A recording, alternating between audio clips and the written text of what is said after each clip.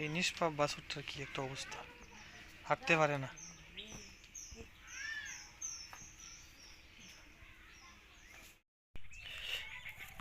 বাছুরের জন্ম কতদিন হয়েছে? সপ্তাহ 20 দিন হয়ে গেছে। থ্যাংক ইউ, শুধু পারে না না।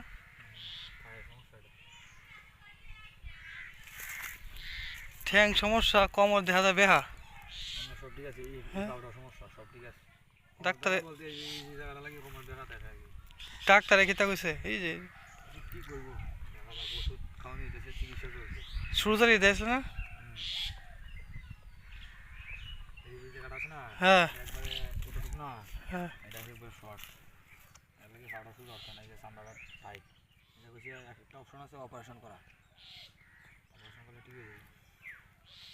অপারেশন করলে খরচ কিরকম হবো? সমস্যা তো জন্মগতই। তো এইভাবেই ফিরাইতে হয়, তাই না?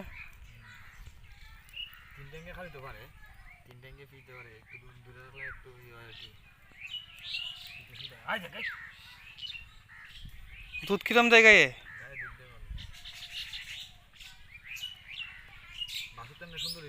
বাছুর তো তো ভালোই দেখা যায়।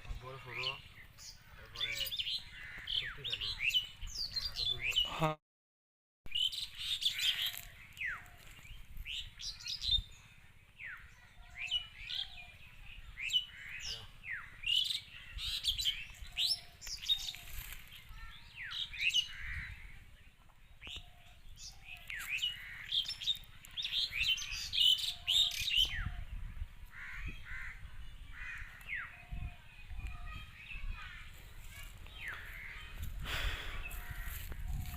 এমনি তো সব ঠিক আছে, মানে খাওয়া দাওয়া সব ঠিক আছে।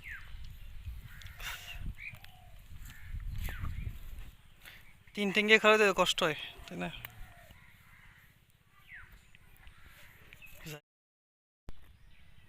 এইটুকু নিষ্পাপ প্রাণী, তাও প্রতিবন্ধী। বিধাতা চাইলেই না কি না করতে পারে। হ্যাঁ, ওই যে এই গাইটার ঘরে হচ্ছে প্রতিবন্ধী প্রাণী বা প্রতিবন্ধী বাছুর। কত সুন্দর একটা বাছুর, দেখছে? দেখতে কিন্তু অনেক কিউট। ওর জন্ম নাকি 20 দিন হয়েছে।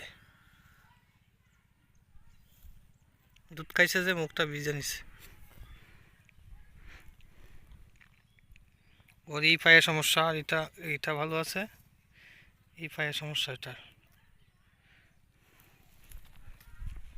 কত কষ্ট। ওর শুয়ে থাকতে হয়, দাঁড়াইলে দাঁড়াইতে হয় 3 পায়ে। দেখো বন্ধুরা, এই নিষ্পাপ বাছুরটার কি একটা অবস্থা, হাঁটতে পারে না। হ্যাঁ, এই যে কেমনি হাঁটতেছে এবে। আরে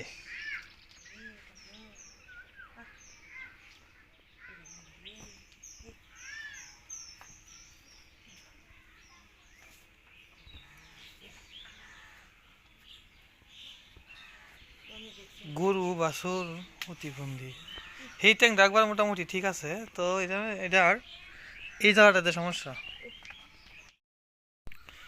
এই যে ও এক জায়গায় দাঁড়াই থাকতে পারে না। এই যে 3 ঠ্যাঙ্গে আর কীভাবে দাঁড়াতে পারে? তো গরু হয়েছে 60 ঠ্যাং, ও যদি 60 ঠ্যাঙ্গে না দাঁড়াইতে পারে তো 3 ঠ্যাঙ্গে কেমনে দাঁড়ায়? গরুও প্রতিবন্ধী হয়, মানুষ দেখলাম প্রতিবন্ধী, এখন দেখলাম গরুও প্রতিবন্ধী হয়। হ্যাঁ, ঈশ্বর কি না সৃষ্টি করতে পারে, তার কাছে সব কিছুই সম্ভব। অত্যন্ত দুঃখ লাগে দেখে বাছুরটারে, 3 ঠ্যাঙ্গে দাঁড়িয়ে থাকে, তো হাঁটতে পারে না।